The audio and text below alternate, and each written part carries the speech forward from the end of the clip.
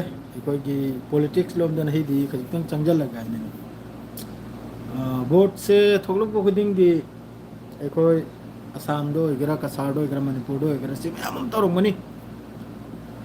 ꯇꯂ ꯇꯂ ꯋꯥꯔꯤꯁꯦ ꯑꯗꯨꯝ ꯍꯧꯔꯛꯀꯅꯤ ꯍꯥꯏꯗꯤ ꯈꯖꯤꯛꯇꯪ ꯁꯥꯡꯒꯦ ꯈꯪꯉꯤꯕ꯭ꯔꯅꯦ ꯑꯗꯨꯒ ꯑꯇꯩ ꯑꯇꯩ ꯄꯥꯎꯗꯨꯁꯨ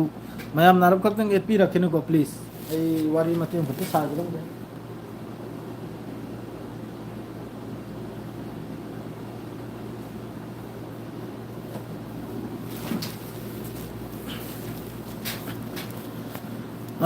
ꯄꯣꯂꯤꯇꯤꯛꯁ ꯂꯣꯝꯗ ꯈꯖꯤꯛꯇꯪ ꯆꯪꯁꯤꯟꯗꯅ ꯋꯥꯔꯤꯁꯤ ꯃꯆꯦꯠ ꯑꯃꯈꯛꯇꯪ ꯌꯥꯝ ꯁꯥꯡꯍꯜꯂꯣꯏꯒꯦ ꯑꯗꯨꯒ ꯑꯇꯩ ꯑꯇꯩ ꯄꯥꯎꯗꯨ ꯑꯗꯨꯝ ꯂꯥꯛꯀꯦꯀꯣ ꯃꯗꯨꯒ ꯃꯌꯥꯝ ꯑꯦꯠꯆꯜꯂꯛꯄꯤꯒꯅꯨ ꯄ꯭ꯂꯤꯖ ꯕꯣꯠꯁꯦ ꯑꯗꯨꯝ ꯆꯍꯤ ꯀꯥꯡꯗ ꯃꯈꯩ ꯑꯗꯨꯝ ꯑꯣꯏꯔꯝꯃꯤ ꯕꯣꯠꯁꯦ ꯃꯅꯤꯄꯨꯔꯗ ꯑꯣꯏꯒꯦꯔꯥ ꯀꯁꯥꯔꯗ ꯑꯣꯏꯒꯦꯔꯥ ꯖꯁꯥꯗ ꯑꯣꯏꯒꯦꯔꯥ ꯕꯣꯠꯁꯦ ꯑꯗꯨꯝ ꯑꯣꯏꯗꯅ ꯂꯩꯔꯝꯃꯤ ꯈꯖꯤꯛꯇꯪ ꯅꯍꯩꯗꯤ ꯑꯀꯥꯝ ꯑꯄꯦꯠꯁꯨ ꯌꯥꯎꯕ ꯇꯥꯔꯦ ꯃꯌꯥꯝ ꯋꯥꯔꯧꯕꯤꯕ ꯌꯥꯗꯦ ꯃꯌꯥꯝ ꯏꯆꯤꯟ ꯏꯅꯥꯎ ꯌꯦꯡꯉꯨ ꯄꯨꯝꯅꯃꯛ ꯕꯣꯠꯁꯦ ꯊꯣꯛꯂꯛꯄꯒ ꯀꯝꯗꯧꯔꯦ ꯍꯥꯏꯕꯗ ꯈꯨꯜꯂꯛ ꯈꯨꯟꯗꯥꯁꯤꯁꯨ ꯂꯣꯏꯅ ꯇꯨꯀ꯭ꯔꯥ ꯇꯨꯀ꯭ꯔꯥ ꯑꯣꯏꯔꯤꯕꯅꯤ ꯁꯤꯒꯤ ꯃꯇꯥꯡꯁꯤꯗ ꯈꯨꯜꯂꯛꯇꯁꯨꯅꯦ ꯑꯃꯅ ꯑꯃꯕꯨ ꯁꯞꯄꯣꯔꯠ ꯇꯧꯕ ꯑꯃꯅ ꯑꯃꯕꯨ ꯁꯞꯄꯣꯔꯠ ꯇꯧꯕ ꯑꯗꯨꯏ ꯃꯔꯛꯇ ꯑꯇꯣꯞꯄ ꯃꯤ ꯑꯃ ꯆꯤꯠ ꯂꯥꯎꯅ ꯅꯥꯟꯈꯠꯈꯤꯕ ꯑꯩꯈꯣꯏꯅ ꯑꯗꯨꯝ ꯐꯨꯅꯗꯅ ꯆꯩꯅꯗꯅ ꯑꯗꯨꯝ ꯂꯥꯎꯅꯗꯅ ꯂꯩꯍꯧꯕ ꯐꯂꯥꯅꯥꯗ ꯄꯤꯅꯤꯡꯅꯤ ꯐꯂꯥꯅꯥꯗ ꯄꯤꯔꯣꯏꯗꯕꯅꯤꯅ ꯃꯤꯅꯥꯏꯒꯤ ꯊꯕꯛ ꯃꯤꯅꯥꯏ ꯒꯨꯂꯥꯝꯒꯤ ꯊꯕꯛ ꯑꯗꯨꯝ ꯁꯤ ꯇꯧꯗꯅ ꯑꯩꯈꯣꯏ ꯁꯤ ꯑꯗꯨꯝ ꯑꯩꯈꯣꯏ ꯁꯃꯥꯖꯁꯤꯗ ꯑꯗꯨꯝ ꯌꯥꯎꯔꯕꯅꯤ ꯁꯤꯗ ꯋꯥꯔꯧꯕ ꯌꯥꯗꯦ ꯑꯦꯛꯗꯝ ꯍꯛ ꯋꯥꯅꯤ ꯉꯥꯡꯉꯤꯁꯦ ꯍꯛ ꯑꯁꯦꯡꯕ ꯋꯥꯗꯨꯅꯤ ꯍꯥꯏꯔꯤꯁꯦ ꯁꯤ ꯏꯁꯥ ꯈꯨꯠ ꯊꯦꯡꯅꯔꯛꯑꯕꯅꯤ ꯏꯁꯥ ꯈꯨꯠ ꯊꯦꯡꯅꯔꯛꯇꯅꯤ ꯍꯥꯏꯔꯤꯁꯦ ꯄꯥꯔꯇꯤꯁꯦ ꯅꯥꯏꯅꯈꯤꯗꯅ ꯐꯂꯥꯅꯥꯗꯨ ꯑꯗꯨ ꯃꯥꯏ ꯄꯥꯛꯍꯜꯒꯅꯤꯅꯤ ꯐꯂꯥ ꯑꯗꯨ ꯍꯦꯛ ꯁꯞꯄꯣꯔꯠ ꯇꯧꯅꯕꯗ ꯑꯗꯨ ꯁꯞꯄꯣꯔꯠ ꯇꯧꯔꯨꯕ ꯃꯤꯗꯨꯁꯨ ꯑꯃꯨꯛꯀ ꯃꯥꯏ ꯄꯥꯛꯂꯛꯄ ꯉꯝꯗ꯭ꯔꯤꯕꯅꯤ ꯑꯗꯨꯒ ꯑꯇꯩ ꯑꯃꯅ ꯂꯧꯗꯅꯤ ꯆꯠꯈ꯭ꯔꯤꯕꯅꯤ ꯚꯣꯠꯀꯤ ꯃꯇꯥꯡꯁꯤꯗ ꯁꯞꯄꯣꯔꯠ ꯇꯧꯗꯅ ꯃꯌꯥꯝ ꯆꯪꯁꯤꯟꯗꯅ ꯁꯞꯄꯣꯔꯠ ꯇꯧꯔꯤꯕ ꯃꯤꯗꯣ ꯑꯗꯨꯅ ꯐꯪꯍꯧꯗꯕ ꯚꯣꯠꯁꯦ ꯉꯁꯥꯏ ꯃꯔꯛꯇꯒꯤ ꯑꯇꯣꯞꯄ ꯃꯤꯗꯣ ꯑꯇꯣꯞꯄ ꯀꯦꯟꯗꯤꯗꯦꯠꯇꯣ ꯑꯗꯨꯅ ꯚꯣꯠꯁꯦ ꯀꯥꯈꯤꯕ ꯑꯗꯨꯏ ꯃꯅꯨꯡꯗ ꯐꯠꯇꯋꯥꯒꯔꯥꯛꯁꯤ ꯖꯥꯔꯤ ꯇꯧꯈꯤꯗꯅ ꯑꯃ ꯂꯤꯗꯥꯔ ꯃꯈꯩꯁꯤꯅ ꯂꯩꯔꯤꯃꯤꯗꯨꯅ ꯈꯨꯜꯂꯛ ꯈꯨꯟꯗꯥꯗ ꯑꯗꯨ ꯃꯈꯩꯗꯨꯅ ꯗꯥꯎꯠ ꯐꯥꯎꯠ ꯑꯃꯁꯦ ꯇꯧꯈꯤꯗꯅ ꯈꯪꯉꯤꯕ꯭ꯔꯥꯅꯦ ꯄꯥꯔꯇꯤ ꯑꯗꯨꯗ ꯆꯣꯡꯁꯤꯟꯗꯅ ꯁꯞꯄꯣꯔꯠ ꯇꯧꯗꯅ ꯚꯣꯠꯁꯨ ꯃꯥꯡꯕ ꯑꯗꯨꯒ ꯑꯇꯩ ꯀꯦꯟꯗꯤꯗꯦꯠ ꯑꯃꯅ ꯚꯣꯠꯁꯤ ꯄꯨꯗꯨꯅ ꯆꯠꯈꯤꯕ ꯁꯤꯒꯨꯝꯕ ꯊꯧꯗꯣꯛꯁꯦ ꯑꯗꯨꯝ ꯃꯤꯅꯥꯏꯒꯤ ꯒꯨꯂꯥꯝꯒꯤ ꯑꯗꯨꯝ ꯊꯕꯛꯁꯦ ꯑꯗꯨꯝ ꯇꯧꯗꯅ ꯆꯠꯂꯝꯅꯤ ꯑꯩꯈꯣꯏꯒꯤ ꯀꯣꯃꯨꯅꯤꯇꯤꯁꯤꯗ ꯍꯥꯏꯔꯒ ꯃꯌꯥꯝ ꯋꯥꯔꯧꯕ ꯌꯥꯗꯦ ꯑꯁꯦꯡꯕ ꯋꯥꯅꯤ ꯃꯥꯁꯦ ꯏꯁꯥ ꯈꯨꯠ ꯊꯦꯡꯅꯔꯕꯅꯤ ꯁꯤꯒꯤ ꯋꯥꯐꯝꯁꯦ ꯁꯞꯄꯣꯔꯠ ꯇꯧꯔꯤꯕꯅꯤ ꯍꯥꯏꯅ ꯑꯣꯏꯗ ꯄꯥꯗꯕ ꯃꯤꯑꯣꯏꯗ ꯁꯞꯄꯣꯔꯠ ꯇꯧꯁꯤꯟꯕ ꯑꯣꯏꯗ ꯄꯥꯗꯕ ꯀꯩꯅꯣꯝꯗ ꯁꯞꯄꯣꯔꯠ ꯇꯧꯁꯤꯟꯕ ꯑꯗꯩꯗꯤ ꯑꯣꯏꯗꯕ ꯃꯤꯗꯨꯅꯕꯨ ꯁꯞꯄꯣꯔꯠ ꯇꯧꯗꯕ ꯑꯗꯩꯗꯤ ꯍꯌꯦꯡ ꯇꯨꯡ ꯊꯪꯕꯗ ꯊꯕꯛ ꯁꯨꯔꯛꯇꯔꯦ ꯋꯥꯂꯦꯀꯨꯝ ꯑꯁꯂꯥꯝ ꯊꯕꯛ ꯁꯨꯔꯛꯇ꯭ꯔꯦ ꯑꯗꯨ ꯇꯨꯡ ꯊꯪꯕꯗ ꯂꯣꯏꯅ ꯎꯏ ꯑꯩꯁꯨ ꯑꯦꯝ ꯀꯦ ꯗꯅꯤꯌꯥꯜ ꯃꯗꯨꯁꯨ ꯑꯗꯣꯝꯗꯁꯨ ꯑꯩ ꯆꯠꯊꯔꯛꯀꯦ ꯋꯛ ꯕꯤꯜ ꯂꯣꯝꯗꯁꯨ ꯑꯩ ꯆꯠꯊꯔꯛꯀꯥꯕꯅꯦ ꯑꯗꯣꯝꯒꯤꯁꯨ ꯑꯗꯨꯝ ꯂꯥꯛꯀꯗꯕꯅꯤ ꯅꯍꯩ ꯈꯔ ꯁꯥꯡꯒꯅꯤ ꯋꯥꯔꯤꯁꯦ ꯑꯗꯨꯒꯨꯝꯕ ꯊꯕꯛꯇꯨ ꯑꯩꯈꯣꯏꯒꯤ ꯀꯩꯅꯣꯝꯁꯤꯗ ꯑꯗꯨꯝ ꯇꯧꯗꯨꯅ ꯂꯩꯔꯤꯕꯅꯤ ꯑꯗꯨꯗꯩꯗꯤ ꯃꯤ ꯃꯃꯩ ꯄꯥꯏꯕ ꯚꯣꯠ ꯐꯣꯔ ꯐꯂꯥꯅ ꯚꯣꯠ ꯐꯣꯔ ꯐꯂꯥꯅ ꯍꯥꯏꯅ ꯃꯤꯒꯤ ꯃꯃꯩ パイꯗꯅ ꯆꯠꯄ ꯑꯗꯩꯗꯤ ꯃꯤꯒꯤ ꯀꯩꯅꯣꯝ ꯇꯧꯕ ꯀꯩꯁꯨ ꯐꯪꯉꯔꯣꯏꯗꯕ ꯀꯦꯟꯗꯤꯗꯦꯠ ꯀꯩꯁꯨ ꯑꯣꯏꯔꯔꯣꯏꯗꯕꯗꯣ ꯈꯪꯉꯤꯕ꯭ꯔꯥ ꯑꯗꯨꯗ ꯁꯞꯄꯣꯔꯠ ꯇꯧꯁꯤꯅ ꯚꯣꯠ ꯃꯥꯡꯍꯟꯕ ꯑꯗꯩ ꯍꯌꯦꯡ ꯑꯃꯗꯨꯅ ꯐꯪꯈ꯭ꯔꯦ ꯃꯥꯗꯩ ꯃꯥꯗꯤ ꯈꯪꯉꯤꯕꯅꯤ ꯑꯩꯉꯣꯟꯗ ꯀꯅꯥꯝꯇ ꯚꯣꯠ ꯄꯤꯔꯛꯇꯦ ꯍꯥꯏꯕ ꯑꯗꯩ ꯊꯕꯛ ꯁꯨꯔꯛꯇ꯭ꯔꯦ ꯑꯗꯩꯗꯤ ꯐꯂꯥꯅ ꯁꯔꯀꯥꯔ ꯐꯂꯥꯅ ꯀꯩꯅꯣꯝꯗꯨ ꯊꯕꯛ ꯁꯨꯗ꯭ꯔꯦ ꯍꯥꯏꯅ ꯂꯥꯎꯈ꯭ꯔꯦ ꯑꯍꯥꯟꯕꯅ ꯃꯆꯤꯜ ꯃꯈꯩꯗꯨꯅ ꯑꯍꯥꯟꯕ ꯂꯣꯏꯅ ꯃꯥꯏꯀꯩ ꯃꯔꯤꯗ ꯆꯣꯞꯊꯣꯛꯎꯔꯦ ꯑꯩꯈꯣꯏꯗꯤ ꯑꯗꯨ ꯁꯞꯄꯣꯔꯠꯅꯤ ꯑꯇꯥ ꯁꯞꯄꯣꯔꯠꯅꯤ ꯍꯥꯏꯅ ꯃꯥꯗꯩꯗꯤ ꯉꯁꯥꯏ ꯑꯃ ꯑꯦꯒꯦꯟꯁ ꯄꯥꯔꯇꯤꯗꯨꯅ ꯈꯪꯂꯦ ꯁꯤꯗꯤ ꯑꯩꯕꯨ ꯁꯞꯄꯣꯔꯠ ꯇꯧꯗꯦ ꯍꯥꯏꯕ ꯑꯗꯩ ꯃꯥꯅ ꯕꯨꯠ ꯐꯪꯕꯒꯤ ꯃꯇꯨꯡꯗ ꯊꯕꯛꯇꯨ ꯁꯨꯗ꯭ꯔꯦ ꯃꯥꯏ ꯂꯩꯀꯥꯏꯗꯨꯗ ꯁꯤꯒꯨꯝꯕ ꯊꯕꯛꯁꯦ ꯇꯧꯔꯤꯕꯅꯤ ꯁꯤꯒꯨꯝꯕ ꯊꯕꯛꯁꯦ ꯌꯥꯝ ꯁꯥꯊꯤꯅ ꯇꯧꯔꯤꯕꯅꯤ ꯑꯗꯩꯗꯤ ꯀꯣꯃꯦꯟ ꯑꯃꯈꯛꯅꯕꯨ ꯀꯩꯅꯣꯝ ꯍꯥꯏ ꯑꯗꯨꯒꯤ ꯃꯤꯑꯣꯏꯗꯣ ꯑꯩꯅ ꯉꯁꯥꯏ ꯊꯦꯡꯅꯔꯝꯕꯅꯤ ꯐꯂꯥꯅ ꯃꯤꯑꯣꯏ ꯑꯃꯈꯛ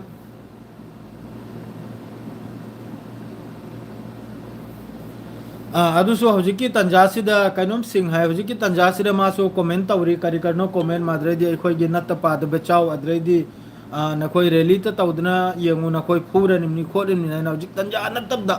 ꯍꯧꯖꯤꯛ ꯋꯛ ꯕꯤꯜꯒꯤ ꯇꯟꯖꯥ ꯅꯠꯇꯕꯁꯤꯗ ꯑꯗꯨꯒꯨꯝꯕ ꯃꯍꯤꯛ ꯅꯥꯄꯤꯠ ꯍꯨꯏꯊꯨ ꯃꯤꯅꯥꯏꯗꯨꯅꯁꯨ ꯑꯃꯨꯛꯀ ꯀꯣꯃꯦꯟ ꯄꯣꯁ ꯂꯥꯡ ꯇꯧꯔꯤ ꯃꯗꯨ ꯑꯇꯩ ꯃꯅꯤꯄꯨꯔꯒꯤ ꯀꯝꯕꯅꯣ ꯑꯩꯈꯣꯏꯒꯤ ꯀꯩꯅꯣꯝꯈꯛꯅꯁꯨ ꯑꯗꯨꯒꯤ ꯃꯔꯝꯗ ꯏꯈꯠꯈ꯭ꯔꯕꯅꯤ ꯐꯦꯁꯕꯨꯛꯇ ꯑꯊꯨꯕꯗ ꯃꯗꯨ ꯊꯤꯗꯣꯛꯄꯤꯔꯒ ꯆꯩꯔꯥꯛ ꯄꯤꯕ ꯍꯥꯏꯅ ꯑꯗꯨ ꯇꯟꯖꯥ ꯅꯠꯇꯕꯗ ꯑꯗꯨꯁꯨ ꯍꯨꯏꯄꯥꯜ ꯊꯥ ꯅꯠꯇꯕꯗ ꯍꯨꯏ ꯉꯥꯎ ꯍꯧꯕꯗꯣ ꯑꯗꯨꯒꯨꯝꯕꯩ ꯃꯑꯣꯡꯅꯤ ꯃꯥꯅ ꯇꯧꯔꯤꯗꯨꯁꯨ ꯌꯥꯝ ꯁꯥꯊꯤꯅ ꯅꯨꯡꯉꯥꯏꯇꯕ ꯋꯥꯐꯝꯅꯤ ꯅꯨꯡꯉꯥꯏꯔꯤ ꯑꯗꯣ ꯍꯧꯖꯤꯛ ꯚꯣꯠꯀꯤꯁꯦ ꯌꯥꯝ ꯁꯥꯊꯤꯅ ꯑꯩꯈꯣꯏ ꯃꯊꯣꯡ ꯃꯔꯝ ꯅꯥꯏꯗ꯭ꯔꯕ ꯀꯩꯁꯨ ꯀꯩꯅꯣꯝ ꯑꯣꯏꯗ꯭ꯔꯕ ꯈꯪꯉꯦ ꯐꯪꯁꯨ ꯐꯪꯉꯔꯣꯏꯗꯕ ꯐꯪꯒꯅꯤꯕ ꯃꯤꯑꯣꯏ ꯂꯩꯔꯤꯕ ꯁꯔꯀꯥꯔꯗꯨꯒꯤ ꯃꯇꯨꯡ ꯏꯟꯅ ꯚꯣꯠꯇꯣ ꯑꯩꯈꯣꯏꯒꯤ ꯂꯝꯕꯤ ꯂꯇꯥꯡ ꯈꯨꯜꯂꯛ ꯈꯨꯟꯊꯥꯁꯤ ꯂꯪꯍꯧꯅꯕ ꯚꯣꯠꯁꯦ ꯄꯤꯔꯒ ꯀꯥꯍꯟꯁꯤ ꯍꯥꯏꯕꯒꯤ ꯂꯩꯇꯦ ꯈꯪꯉꯤꯕ꯭ꯔꯥꯅꯦ ꯃꯥꯁꯤꯗ ꯄꯥꯔꯇꯤ ꯅꯥꯏꯅꯈꯤꯗꯅ ꯑꯃ ꯇꯧꯅꯈꯤꯗꯅ ꯈꯪꯉꯤꯕ꯭ꯔꯥꯅꯦ ꯁꯞꯄꯣꯔꯠꯁꯦ ꯇꯧꯅꯈꯤꯗꯅ ꯀꯩꯁꯨ ꯑꯣꯏꯔꯔꯣꯏꯗꯕ ꯑꯗꯨꯒꯨꯝꯕꯗꯨꯁꯨ ꯇꯧꯔꯤꯕꯅꯤ सी अदुम चाही खुदिंग की अदुम बोट लाख खुदिंग की सिगी थौदोक से अदुम तौद्र लेरमनी बोट लाख खुदिंग की अदुम ने खुलक कराक से टुकड़ा टुकड़ा सेम खिदना मादरेदी थौगत थौता से तौ खिदना अगेंस्ट द पार्टी परंग से थोकंदना अमा मसे तौ खिदना खंगी ब्राने असिगुम थौदोक से अदुम तौरमनी खुलक खुदिंग दनी सी एगेंस्ट पार्टी थोगल बा मादरे चिरोन चटप कांगू नबु चिरोन छि जदौबा खाव पाइबा कांगू नबु खाव जे पाइहोबा खंगी ब्रान लुपा अमतंग फंगदी चाकाब अमतंग फंगदी बेरी अमतंग फंगदी आइना सिगरेट अमतंग फंगदी को अमतंग फंगदी आइना अदुगी माइकई मरीदनी सिगी वाफम से माइकई मरीद हौजिक सिगी घटना से हौजिक बोर्तमान हौजिक की मतम सिदा इमांग the Udan लेरिमी इमांग the Udan लेरिमी इमांग the उदन लेरिमी सिगी वाफम से सिगुम थौदोक से याम साथीना खुलफम खुदिंग द अदुम सिगी से अदुम ओइदन चलमनी बोट मटांग सिदा टुकड़ा टुकड़ा ओइबे से खंगी ब्राने टुकड़ा टुकड़ा पार्टी से माई माई सपोर्ट तौना किदरा फंगसु फंगरोइदबो पार्टी दो गजा की वाइबु गजा दे इजराइल नाइक रे मकोई लान गमद्राइना बस अदुन वाइबु गजा की इजराइल की अचो चो बो मकोई की लानमी अचो चो बो मकोई की जनरल फनरल मयाम ले रियो अदुन हाइक रे मकोई ना हमास पुलोई थोको सुंगम गमरोय गजा दे मकोई लान सुंगम गमद्राइना मोई डिक्लेयर तो थोखरम लान गमद्राइना ने तंजाहु दा हाई करम गजा की लुम केना इंपोर्टेंट ब्रेकिंग न्यूज़ आडो अदुनी असरे ना हराव नंगाई पाउ नंगाई पाउ लई किद्रम अदुन लोयमकी कखरमनी अतई कनामतई पाउ ताबिरोन अतई कनामतगी थंगनबा खुलक खुंथा थमनबा लेरिबा कंट्री मखैजी की पाउ करिमत ताबिरोन मखोय मखैजी लोयना नापित ओनन लोयना गुलाम की हालत लेरमनी सेंग नाइदा सेम टू सेम एकदम सेंग ना हाइदो करमनी आईडीएफ की तरफ तगी मखोय लान ngमद्रे हन मखोयना गजा सिदा लेरिबा हमास मखोयना मुथत पसिंग ngमरोय ने पूरा डिक्लेयर हाइदो करमनी साफ ओइना आईडी यावदु यौरमनी पाउ लोइरमनी अदुनी असिदे एहेलबा करिमत पाउ लेत्रे अतई दिया हमदे हुतीना कापचलकपा अमना कापचलकपा अदु खक्तनी अतई कना की पाउ न अतई करी की पाउ न हारो गजा की पाउ से अतई करे अमेरिका सऊदी की पाउ सऊदी का दौरम कसु दौदे अल्हम्दुलिल्लाह लेरी सऊदी ईरान के दौर ईरान वारी लीबिया के दौर सीरिया के दौर तौरी सीरिया अदुनी वाल होरे अदु खक्तनी गजा की पाउ है इताउ से वरो बियादे अदे पाउ ले तबदा पाउ पीरेगा कसुकांदा पाउ हाइबुबु हौजिकी कनोंगी तरफ तगी हाइदो खरजिनी मखोगी जनरल ना अखोगी लान से ngमद्रायना हाइदो खरमनी ngमद्रायना माद्रेदी यमन दसु अमेरिका ने लान से ngमद्रमनी यमन दसु हुती मखैगी मतुना मम येथप ngमद्रा महोगी खोरचो हाइदुबु मिलियन ट्रिलियन खोरचो होइदम यमन सिगी मथक बोम्बिंग जे तौपदा अदुगे यमन की मीम तो हुती की मीम तो पाव नहीं पाव सीरायन पावम तरक ममांगैदा हिजबुल्लाह की लीडर खर सीखरे अदुसु करीमोंग सिरिमना दबजि रिपोर्ट मयाम थोकलले मीन चिरोन चचंद्र मीन लेफम ताकतना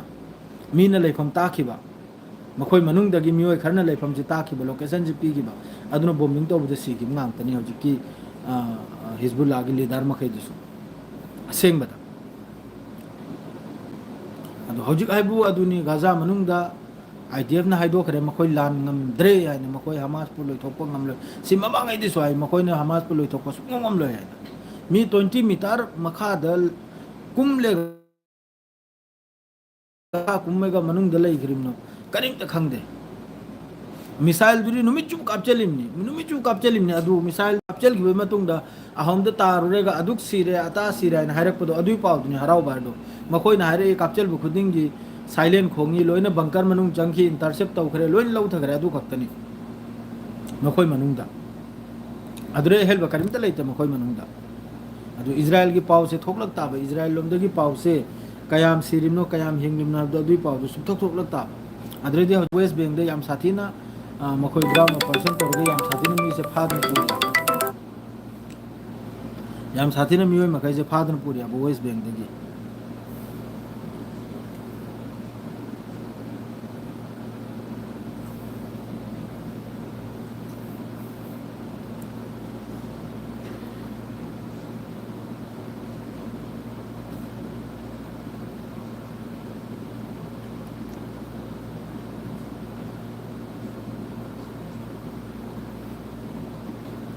हमास नारी सुम बोम्बिंग तौरदी तुंगदो कांटेक्ट तौरो नखोयगी मी मखैदु लौथोकपैदमक्ता नखोयगी मी मखै हौजिक नखोयना बोम्बिंग तौबदे सीखिदेउरिबो मयामसे तुंगदा माद्रेदी हौजिक हाइबुबु लेबनान अखोई सिजफायर से मी 71 सूरे सिविलियन लेबनान मनुंग इजराइल की मखोई की एयर स्ट्राइक लेखिद्री से मी 71 सूग्रा सी कानूंगी मतुंगदनी अखोई की नहल सिजफायर लेबनान मनुंग लेखिद्री से गजा की सेमना सेंग हाइदोखरमनी आईडीएफ की तरफ तगी मखोई हमास पु मखोई लोइथोप ngमरोय वालेकुम अस्सलाम हमास पु लोइथोप ngमरोय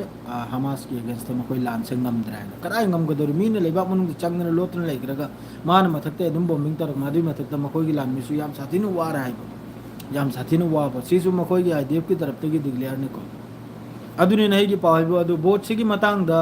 याखोई नौजी अमा मतौनरि से माद्रेदी फेसबुक तो वही माद्रेदी यूट्यूब तो वही फत्तब कमेंट तौनरि मासी अमक्तंग टोक टोक से याखोई मीने यामने हेली सिगुम फत्तब कमेंट से याम साथिन नुंगाइतो वापमनी अदु खक्तने ने खंगनजनिंग बाइबुबु नही की दिसी खक्तनी ब्रेकिंग न्यूज आइबुबु सिदा दुम लो हेंजरगे करगा दे इसुन गसी जे थबु खजितिंग चिले मैं मरो बियादे अदुन सिदा दुम लो हेंजरगे मैं नुंगाइन लेरो लोइजरा